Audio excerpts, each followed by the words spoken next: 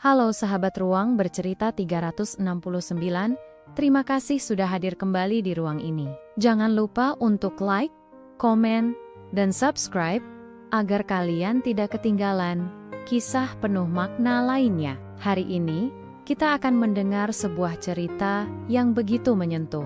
Kisah seorang istri yang harus berjuang ketika suaminya, yang dulunya penuh cinta dan perhatian, tiba-tiba berubah drastis karena kecanduan judi online. Inilah kisah dengan judul, Dari Suami Idaman Menjadi Pecandu Judi Online. Aku tak tahu harus berbuat apa. Namaku Rani. Saya ingin menceritakan sesuatu yang mungkin tidak mudah.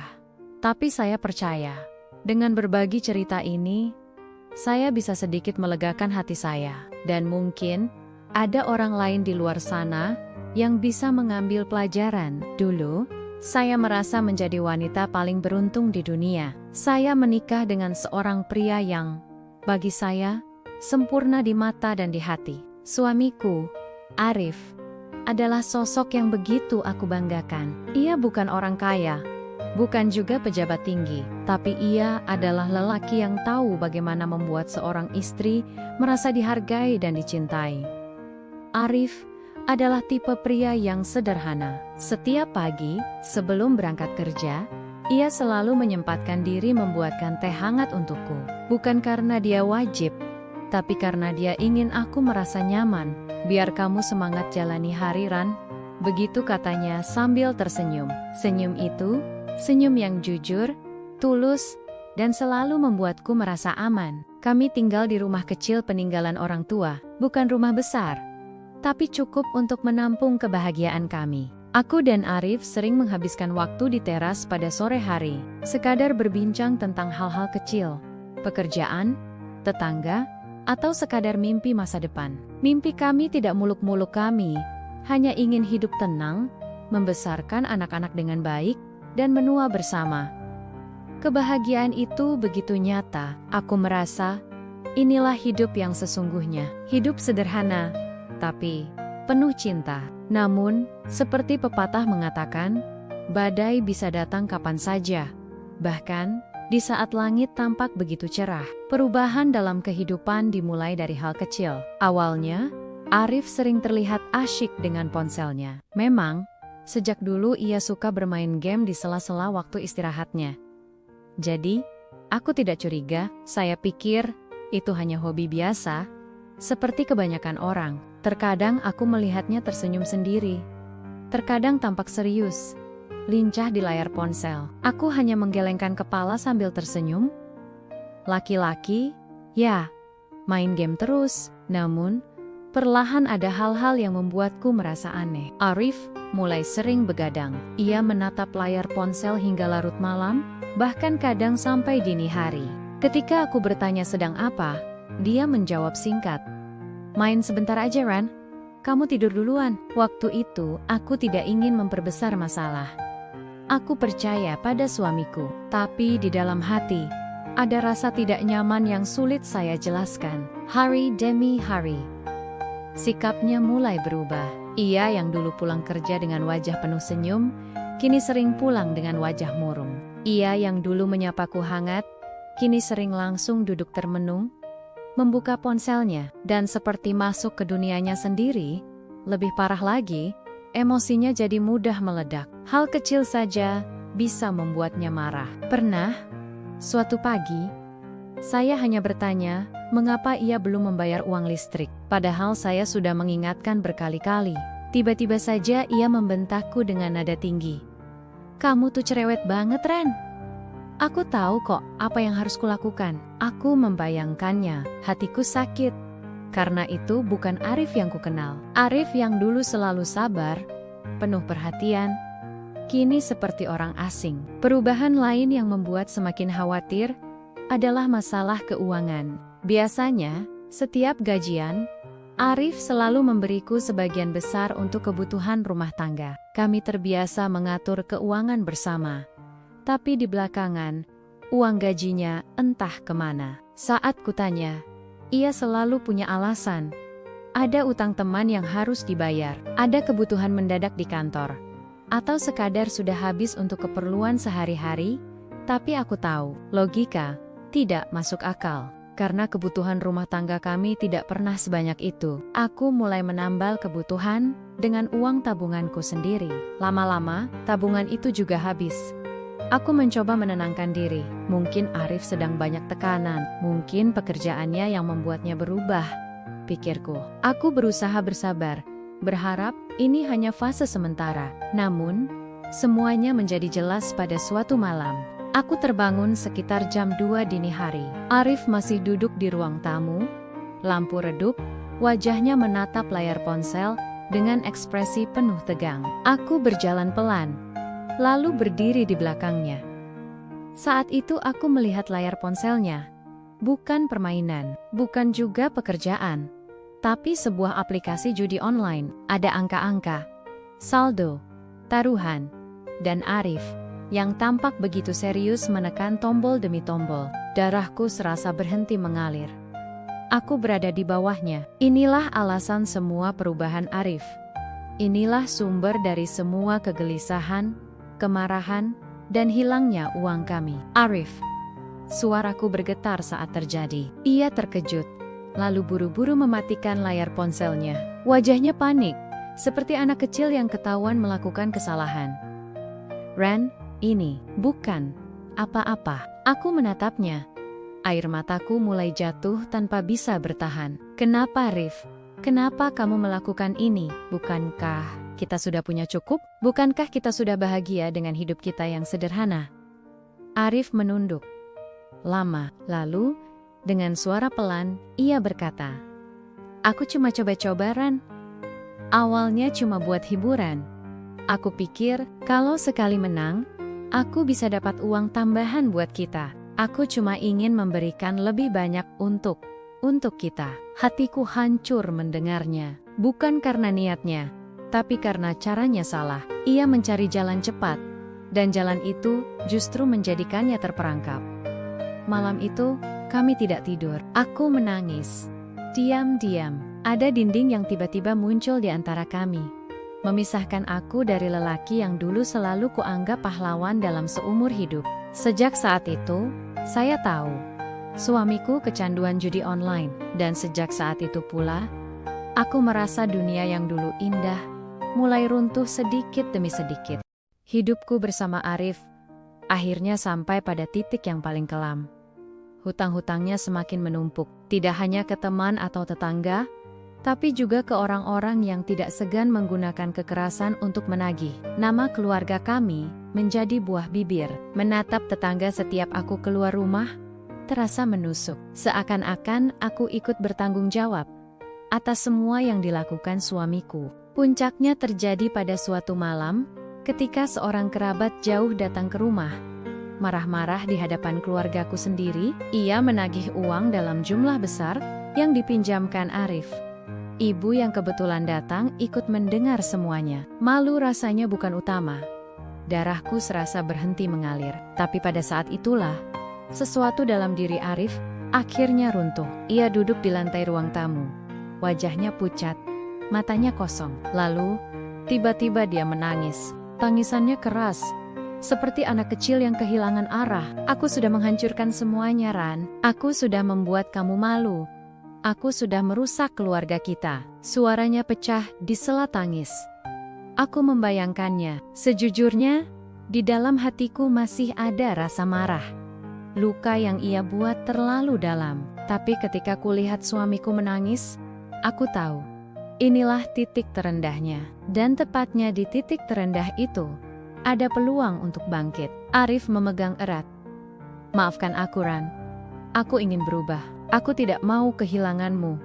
Tidak mau kehilangan anak-anak. Tolong beri aku kesempatan." Air mataku menetes tanpa henti. Aku ingin marah, tapi aku juga masih mencintainya. Aku tahu, jika dia benar-benar ingin berubah, aku harus ada di sisinya. Bukan karena aku lemah, tapi karena aku percaya setiap manusia bisa berubah.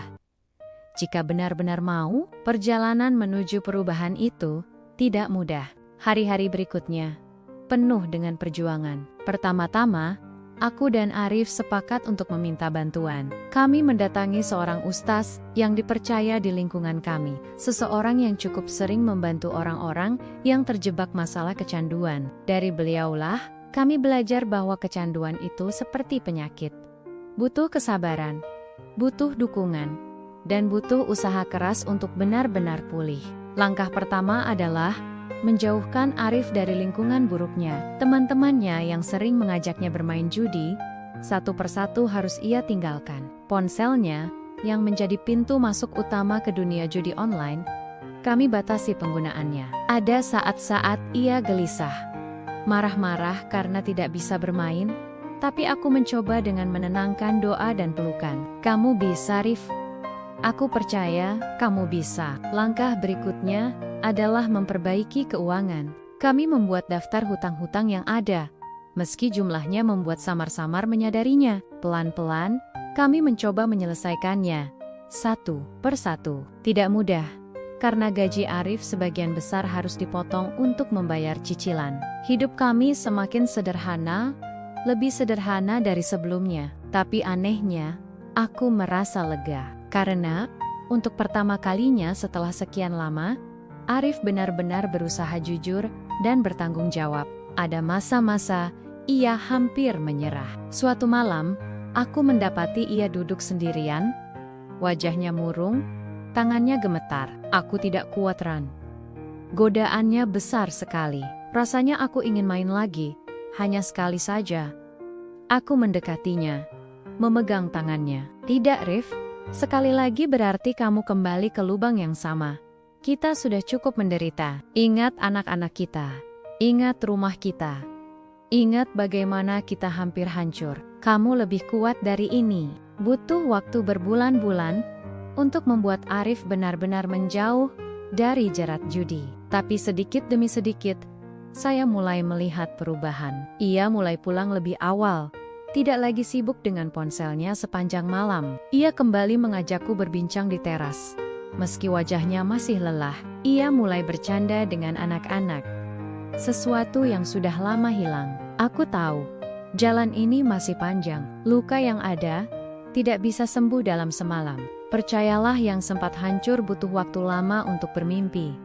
Tapi setiap kali melihat Arif berusaha keras, hatiku luluh. Karena aku sadar, cinta sejati memang bukan hanya soal tertawa bersama, tapi juga berjuang bersama, melewati badai. Dari perjalanan ini, aku belajar banyak. Pertama, bahwa judi online bukan sekadar permainan. Ia adalah racun yang perlahan-lahan menggerogoti, bukan hanya dompet, tapi juga hati, hubungan, dan masa depan. Sekali terjebak, sulit sekali melepaskan diri tanpa niat yang kuat dan dukungan orang terdekat. Kedua, aku belajar bahwa setiap orang bisa jatuh, bahkan orang yang paling kita percaya sekalipun. Arif, yang dulunya kukenal sebagai suami penyayang dan bertanggung jawab, bisa berubah menjadi orang asing karena kecanduan. Tapi aku juga belajar bahwa manusia bisa bangkit, asalkan ada kemauan dan kesempatan. Ketiga, saya belajar bahwa menjadi pasangan hidup bukan berarti hanya hadir di saat senang, tapi juga di saat sulit. Aku bisa saja pergi, meninggalkan Arif ketika ia terpuruk. Tapi aku memilih bertahan, bukan karena aku takut sendirian, melainkan karena aku percaya bahwa cinta sejati diuji justru di saat terberit. Kini, hidup meski kami masih sederhana dan hutang kami belum sepenuhnya lunas, aku bisa melihat cahaya baru. Arif benar-benar berusaha. Ia bekerja lebih keras. Ia mulai terlibat dalam kegiatan keagamaan. Ia belajar mencari ketenangan bukan lagi lewat judi, tapi lewat doa. Setiap malam sebelum tidur, kami saling berpegangan tangan dan berdoa bersama. Sederhana, tapi penuh makna. Kami berjanji untuk tidak lagi membiarkan bayangan gelap masuk ke rumah kami. Aku tahu perjalanan ini belum berakhir. Godaan selalu ada. Kesulitan keuangan masih menghantui, dan trauma kadang masih muncul. Tapi kini, aku tidak lagi merasa sendirian, karena aku tahu Arif sungguh-sungguh ingin berubah, dan aku ada di sisinya. Sahabat, dari kisah ini saya ingin berbagi hikmah Judi online bukan jalan keluar untuk masalah hidup. Ia hanya jalan buntu yang penuh kegelapan. Jangan pernah berpikir bahwa sekali menang besar bisa menyelesaikan semuanya. Karena pada kenyataannya, yang ada hanyalah kekalahan demi kekalahan. Dan bagi siapapun yang sedang menghadapi pasangan atau keluarga yang kecanduan, saya ingin mengatakan, jangan menyerah begitu saja. Kadang-kadang, cinta justru diuji di titik paling rapuh. Tapi ingat juga, bertahan bukan berarti membiarkan diri disakiti tanpa batas. Bertahan artinya berjuang bersama mencari jalan pulang. Aku bersyukur, badai yang hampir menghancurkan rumah tangga kami, akhirnya bisa kami lalui. Luka itu mungkin tidak hilang, tapi luka itu jugalah yang membuat kami lebih kuat. Kini, ketika aku duduk di teras rumah kecil kami, menatap langit senja bersama Arif dan anak-anak, aku sadar satu hal. Kebahagiaan sejati bukan tentang uang atau kemenangan semu, tapi tentang keluarga yang tetap saling menggenggam tangan, meski badai sudah hampir memisahkan. Hari-hari berikutnya adalah mimpi buruk di cuaca buruk. Suamiku, Arif, makin menjadi-jadi. Kecanduannya akan judi online merubah kehidupan keluarga kami 360 derajat. Tabungan kami yang dulu cukup untuk berjaga-jaga, pelan-pelan menghilang tanpa jejak. Aku masih ingat bagaimana dulu kami bangga bisa menyisihkan sedikit demi sedikit untuk masa depan anak-anak. Setiap kali menabung, kami selalu berkata, ini untuk sekolah mereka nanti. Ren, untuk kehidupan yang lebih baik dari kita. Tapi kini, celengan harapan itu kosong. Semua habis lenyap, ditelan layar ponsel Arif dan mimpi kosong bernama judi online. Lebih dari itu, Arif mulai berinvestasi. Awalnya, aku tidak tahu. Hingga suatu hari, seorang tetangga datang ke rumah, menagih uang yang dipinjamkan Arif dengan janji akan dikembalikan dalam seminggu. Waktu itu aku malu bukan main. Aku berdiri di depan pintu, wajahku panas. Sementara Arif bersembunyi di dalam rumah, pura-pura tidak ada. Aku yang akhirnya harus menanggung rasa malu, meminta waktu untuk melunasi, padahal aku bahkan tidak tahu ia berhutang untuk apa. Ternyata, itu permulaan baru. Setelah itu, orang-orang lain juga mulai datang. Ada yang halus cara menagihnya, ada yang kasar, bahkan ada yang mengancam. Setiap kali mereka datang, jantungku berdegup kencang. Tubuhku gemetar. Rumah yang dulunya menjadi tempat paling aman di sekitarnya, kini berubah menjadi penjara ketakutan. Saya mencoba berbicara dengan Arif. Suatu malam, setelah anak-anak tertidur, aku duduk di dekatnya. Aku menggenggam tangan, mencoba mengingatkan dengan penuh kelembutan. Rif, tolong hentikan ini. Lihat anak-anak kita. Mereka butuh ayah yang hadir, bukan ayah yang tenggelam dalam permainan ini. Aku tahu kamu ingin memberikan lebih banyak untuk keluarga, tapi bukan dengan cara ini. Ia menoleh, matanya merah karena kurang tidur. Tangannya gemetar, entah karena lelah atau karena candu yang merasukinya. Dan dengan suara bergetar, ia membentakku. Kamu tidak mengerti, Ran. Sekali saja aku menang besar, semua ini akan kembali. Semua hutang akan lunas, semua uang akan kembali. Kamu hanya perlu percaya padaku. Hatiku teriris mendengarnya. Bukannya sadar, ia justru semakin terperangkap dalam keyakinan palsu. Aku ingin berteriak, ingin memarahinya, tapi air mataku lebih dulu jatuh. Malam itu aku menangis dalam diam, menutup wajahku dengan bantal agar tangisku tidak membangunkan anak-anak. Sejak itu, malam-malamku penuh dengan tangis dan doa. Aku merasa sendirian. Aku mencintai Arif, tapi aku juga takut kehilangan segalanya karena kebiasaannya. Setiap kali aku melihat wajah anak-anak kami yang polos hatiku hancur, mereka berhak mendapatkan ayah yang penuh kasih, bukan ayah yang sibuk mengejar angka-angka di layar ponsel. Hari-hari berjalan semakin berat. Tagihan semakin menumpuk. Telepon dari orang-orang yang menagih hutang Arif tidak ada hentinya. Kadang aku sampai takut mengangkat telepon, takut membuka pintu, takut keluar rumah. Hidupku penuh ketegangan, seperti berjalan di atas kaca yang rapuh. Puncaknya, suatu malam, seseorang datang mengetuk pintu dengan keras. Ketukan itu tidak seperti biasanya, lebih kasar, lebih mengancam. Aku yang membukakan pintu, sementara Arif berdiri di belakangku dengan wajah pucat. Pria itu langsung marah-marah, menuntut uangnya kembali. Katanya, Arif berhutang dalam jumlah besar. Aku gemetar, berusaha menjelaskan bahwa kami tidak punya uang saat itu. Tapi pria itu tidak peduli. Ia menunjuk-nunjuk wajahku, bahkan mengancam akan membawa masalah ini ke polisi. Saat itu aku benar-benar merasa runtuh. Malu, takut, marah.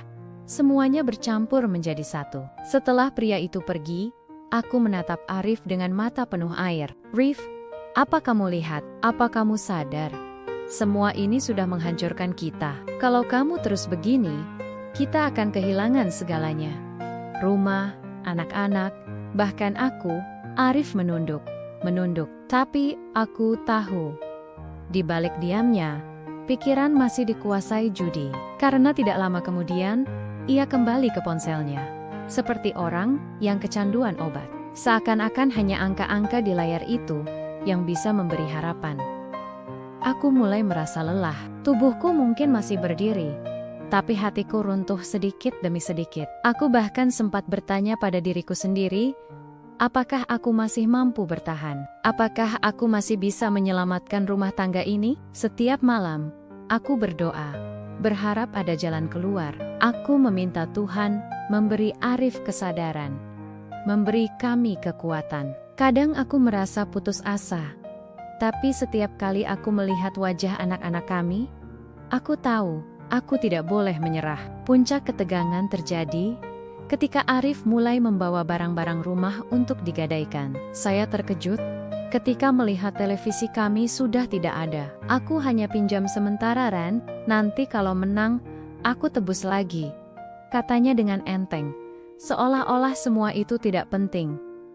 Aku menangis sejadi-jadinya. Aku merasa kehilangan suamiku, meski ia masih ada di sampingku secara fisik. Arif yang dulu penuh kasih, penuh tanggung jawab, kini digantikan oleh sosok asing yang haus akan sesuatu yang tidak pernah nyata. Hari demi hari, aku hidup dalam ketegangan. Setiap kali pintu diketuk, saya takut itu penagih hutang. Setiap kali ponsel berdering, aku takut itu kabar buruk. Aku hidup dalam bayangan ketakutan yang tidak ada habisnya. Di tengah semua itu, aku semakin sering bertanya-tanya dalam hati, apakah aku harus bertahan, atau aku harus pergi demi menyelamatkan diriku dan anak-anak? Namun, meski hati dan pikiranku kacau, aku masih memilih bertahan. Karena aku tahu, di balik semua kegelapan ini, masih ada cahaya yang ingin aku percaya, bahwa Arif bisa berubah, bahwa suatu hari nanti, dia akan sadar,